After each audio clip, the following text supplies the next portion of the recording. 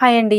ఈరోజు వీడియో వచ్చేసి కనకాంబరం మొక్క గురించి. కనకాంబరం పువ్వులు చూడండి ఎంత చక్కగా పూసాయి కదా! ఇలా చెట్టు నిండా ప్రతిరోజు పూయాలి అంటే మాత్రం తప్పకుండా ఈరోజు నేను చూపిస్తున్న ఫర్టిలైజర్ అయితే వారానికి ఒకసారి ఇవ్వండి. ఇది వచ్చేసి ఒకటే చెట్టు. ఒక్క చెట్టుకైనా ఇన్ని పువ్వులు పూసాయి అంటే నేను ఎటువంటి జాగ్రత్తలు తీసుకుంటున్నాను, మరి ఎటువంటి ఫర్టిలైజర్స్ ఇస్తున్నాను అనేసి ఫుల్ వీడియో అయితే స్కిప్ చేయకుండా చూడండి. ఇంకొచ్చేయండి మనం వీడియోలోకి వెళ్ళిపోదాం. హాయ్ అండి. అందరికీ నమస్తే. Welcome to Harika creative ideas. Please అండి కొత్తగా మన ఛానల్ చూసినట్లయితే లైక్ చేయండి, షేర్ చేయండి, మన ఛానల్ని సబ్స్క్రైబ్ చేసుకోండి. ఇది ఒకటే మొక్క అండి. నేను నర్సరీ నుంచి తీసుకొచ్చాను. చాలా చిన్న మొక్క. కానీ ఇంత పెద్దగా పెరిగింది. మరి ఇన్ని కొమ్మలు రావడానికి నేను ఎటువంటి టిప్స్ ఫాలో అయ్యానంటే ఎక్కువ కొమ్మలు కట్ చేసేదానండి. అంటే ఒక కొమ్మకి పువ్వులు పూస్తాయి కదా! పూసిన తర్వాత వెంటనే కొమ్మలు కట్ చేసేదాన్ని. ఈ విధంగా కట్ చేయడం వల్ల అసలు ఎన్ని కొమ్మలు వచ్చినాయంటే చెట్టు కూడా వంగిపోతుంది చూడండి. అంత బరువుగా ఉన్నాయి. పువ్వులు అంత ఎక్కువగా వచ్చేసినాయి అనమాట. కాబట్టి మీరు కూడా ఎప్పటికప్పుడు కొమ్మలను అయితే కట్ చేసుకుంటూ ఉండాలండి. ఈ కనకాంబరం మొక్కలో కూడా చాలా రకాల అంటే కలర్స్ రంగులు అనేది ఉంటాయి. మరియు చాలా వెరైటీస్ కూడా ఉంటాయి.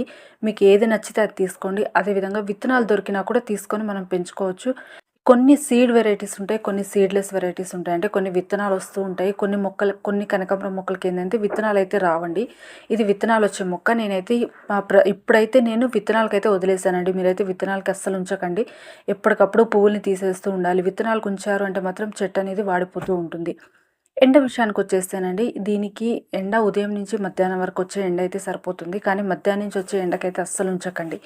ఎందుకంటే ఆకులు పాలిపోయినట్లు అయిపోతాయి ఎక్కువ ఎండకు ఉండడం వల్ల. ముఖ్యంగా ఎండాకాలంలో అయితే ఈ మొక్కని చాలా జాగ్రత్తగా కాపాడుకోవాలి. ఎండాకాలంలో ఒక 2-3 గంటలు ఎండ తగిలే ప్లేస్లోనే ఉంచండి. అదేవిధంగా ఫుల్ సన్లైట్లో మాత్రం అస్సలు పెట్టకండి. వర్షాకాలం చలికాలం అయితే పర్లేదు, కానీ ఫుల్ సన్లైట్లో పెట్టడం వల్ల ఇలా ఆకులన్నీ పసుపు రంగులోకి మారిపోతూ ఉంటాయి. పువ్వులు కూడా అదేవిధంగా పాలిపోయినట్లు అయిపోతూ ఉంటాయి. ఈ టిప్స్ అయితే ఫాలో అవ్వండి. అదేవిధంగా నీరు విషయానికి వస్తే నీరు ఎక్కువ తక్కువ కాకుండా ప్రతిరోజు మనం చూసి అయితే పోయాలండి. నీళ్ళలో మనం ఎన్ని ఇచ్చినా పర్లేదు, కానీ కుండీలలో మాత్రం ఎప్పటికప్పుడు చెక్ చేసుకొని మాత్రమే నీరు ఇస్తూ ఉండాలి. అదేవిధంగా దీనికి పెస్ట్ ఎక్కువగా అయితే ఈ మొక్కకి పెస్ట్ ఏం అటాక్ అవ్వలేదండి. ఒక్కసారి వచ్చేసి ఆకు ముడత వచ్చింది. ఆకులన్నీ ముడుచుకుపోయినాయి. అప్పుడు నేను వచ్చేసి బేకింగ్ సోడా స్ప్రే చేశాను. అంటే 1 లీటర్ వాటర్లో ఒక పావు టీ స్పూన్ బేకింగ్ సోడా వేసి చెట్టు మొత్తం తడిచే విధంగా స్ప్రే చేసుకున్నాను. మీ మొక్కలకి కూడా పెస్ట్ ఏమైనా అటాక్ అయితే స్ప్రే చేయండి.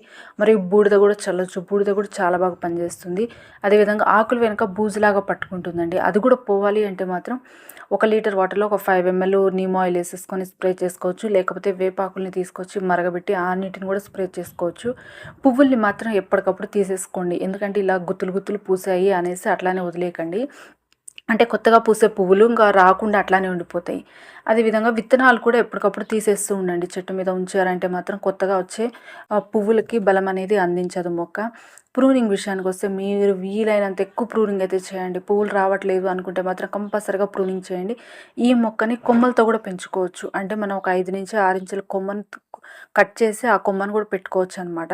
కాబట్టి చాలా విధాలుగా పెంచుకోవచ్చు అండి మొక్కని. విత్తనాలతో పెంచుకోవచ్చు, కొమ్మలతో పెంచుకోవచ్చు, మరియు మన చిన్న కుండీలలో కూడా ఇదే విధంగా పువ్వులు పూయించవచ్చు ఈరోజు చూపించిన ఫర్టిలైజర్ ఇవ్వడం వలన.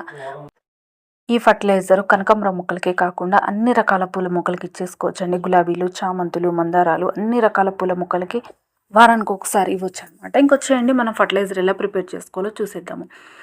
ఫర్టిలైజర్ చాలా సింపుల్ అండి. మనము అరటి పండ్లను తిని వేస్ట్ అని పడేస్తూ ఉంటాం కదా! ఇక నుంచి అలా పడేయకుండా వాటిని అయితే ఎండపెట్టి పౌడర్ చేసుకోండి. ఈ పౌడర్ మన దగ్గర 1 ఇయర్ పాటైనా స్టాక్ ఉంటుంది. నీళ్ళు అనేది తగలకుండా ఉంచామో అంటే మాత్రం చాలా చక్కగా సంవత్సరం వరకు ఉంటుంది ఈ ఫర్టిలైజర్. కాబట్టి ప్రతి ఒక్క పూల మొక్కకి చాలా బాగా పనిచేస్తుందండి. రూపాయి కూడా ఖర్చు లేకుండా మనం ప్రిపేర్ చేసుకోవచ్చు. అరటిపండు తొక్కల్ని బాగా ఎండపెట్టండి. ఎండపెట్టి ఇలా పౌడర్ చేసుకున్నారంటే ఇలా పౌడర్ ఇచ్చేసుకోవచ్చండి. వారానికి ఒక్కసారి మీరు ఏ ఫర్టిలైజర్ ఇవ్వలేకపోయినా సరే, లిక్విడ్ ఫర్టిలైజర్స్ ఇవ్వలేకపోయినా ఈ ఫర్టిలైజర్ అయితే వారానికి ఒకసారి కుండీలో అలా ఇచ్చేసుకున్నా సరే పువ్వులు రాని మొక్క కూడా చాలా చక్కగా పూలు పూస్తుంది. ఈ ఫర్టిలైజర్ మాత్రం మీరైతే చక్కగా ప్రిపేర్ చేసి పెట్టుకోండి. ప్రీవియస్ వీడియోస్లో కూడా నేను చూపించాను. మరియు ఉంది కూడా, నేను ఎట్లా ప్రిపేర్ చేసుకోవాలో ఈ బనానా పీల్ పౌడర్ అనేది కూడా ఉంది. దీనిలో మరొక బెస్ట్ ఇంగ్రీడియంట్ యాడ్ చేస్తున్నానండి. ఇది వచ్చేసి సున్నము. ఇది సున్నం వచ్చేసి తమలపాకులో వాడతారు కదండి, ఆ సున్నం అనమాట ఇది. దీనిలో కాల్షియం చాలా ఎక్కువ ఉంటుంది. కాల్షియం ఉన్న ఫర్టిలైజర్స్ చాలా ఉన్నాయండి. ముఖ్యంగా చెప్పాలి అంటే ఎక్సెల్ పౌడర్లో కాల్షియం ఎక్కువగా ఉంటుంది. చాలామంది ఏం కామెంట్ చేస్తున్నారంటే మేము ఎక్సెల్ పౌడర్ ఇవ్వలేమండి మొక్కలకి అనుకున్న వాళ్ళైతే కంపల్సరిగా ఈ కాల్షియం ఉన్న ఈ సున్నంలో అయితే కాల్షియం అదే విధంగా మనకి ఎక్సెల్ పౌడర్లో ఏ కాల్షియం ఉంటుందో ఈ సున్నంలో కూడా అదే దొరుకుతుందనమాట. కంపల్సరిగా ఈ సున్నం అయితే తీసుకోండి. ఎక్కువ మాత్రం తీసుకోకండి. మనము ఎక్సెల్ పౌడరు 1 టీ స్పూన్ కాదు 2, 3 టీ స్పూన్లు ఇచ్చినా ఏం కాదు, కానీ ఈ సున్నం అనేది కొంచెం అనేది తీసుకోవాలన్నమాట. ప్రతి ఒక్క పూల మొక్కలకి ఇచ్చేసుకోవచ్చండి. ఇప్పుడు వచ్చేయండి మనం క్వాంటిటీ ఎంత తీసుకోవాలి, ముఖ్యంగా మనం ఏది ఇస్తున్నామని కాదండి, ఎంత క్వాంటిటీ ఇస్తున్నామనేది చూడాలి. 1 teaspoon banana peel powder ఒక teaspoon banana peel powder తీసుకుంటే దానికి పావు టీ స్పూన్ మాత్రమే ఈ సున్నం అనేది తీసుకోవాలండి. అదే మీరు ఎక్సెల్ పౌడర్ తీసుకుంటే మాత్రం 1 టీ స్పూన్కి 1 టీ స్పూను ఎక్సెల్ పౌడర్ అయితే తీసుకోండి. సున్నం కాబట్టి పావు టీ స్పూన్ తీసుకోండి. ఇది మనం ఎక్కువ క్వాంటిటీ కూడా మిక్స్ చేసి పెట్టుకోవచ్చు అనమాట. చూస్తున్నారు కదా, ఒక పావు టీ స్పూన్ వేసి బాగా మిక్స్ అయ్యే విధంగా మిక్స్ చేసుకోండి. ఇదే విధంగా ఎక్కువ క్వాంటిటీ కూడా మిక్స్ చేసి పెట్టి మనం ఎప్పుడు కావాలి అంటే అప్పుడు మొక్కలకైతే ఇచ్చేసుకోవచ్చు. పువ్వులు రావట్లేదు, అసలు ఆ చిగుళ్ళు అనేది రావట్లేదు అన్న ప్రతి ఒక్క మొక్కకి ఇచ్చేసుకోవచ్చండి. ఇది పూల మొక్కలకి, పండ్ల మొక్కలు కూడా ఇవ్వచ్చు. పండ్ల మొక్కలకి ఏంటంటే పూత పిందె రాలిపోతూ ఉంటుంది కదా, అలాంటి మొక్కలు కూడా కాల్షియం అనేది చాలా అవసరము.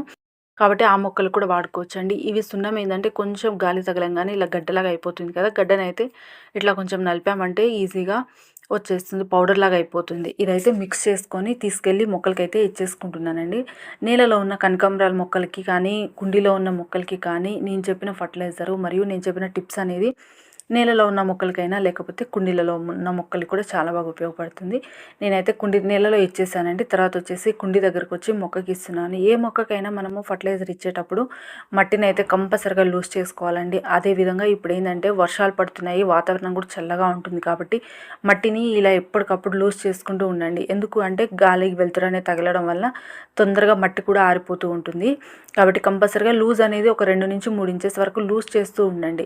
ఇలా మట్టిలో ఇచ్చేసుకున్న తర్వాత కంపల్సరిగా మట్టిని అయితే క్లోజ్ చేసుకోవాలి.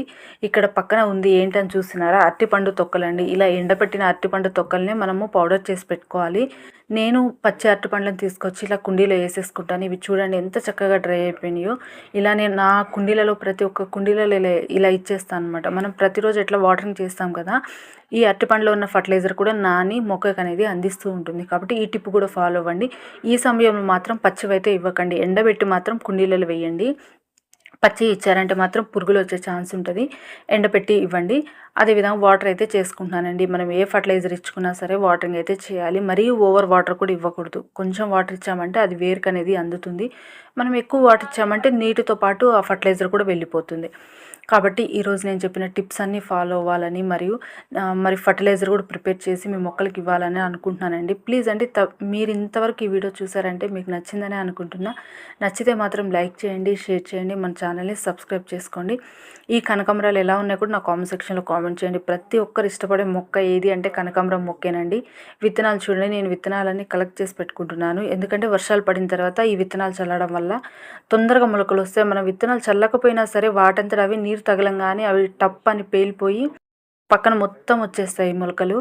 కాబట్టి కంపల్సరిగా విత్తనాలకైతే ఎక్కువ అయితే ఉంచకండి మొక్కల్ని. విత్తనాలు 1, 2 ఉంచేసి మిగిలినవి అయితే ఎప్పటికప్పుడు పూలు తీసేయండి. ఎందుకంటే బలం మొత్తం ఆ విత్తనాలకే వెళ్ళిపోతుంది, కొత్తగా వచ్చే పువ్వులకైతే రావు.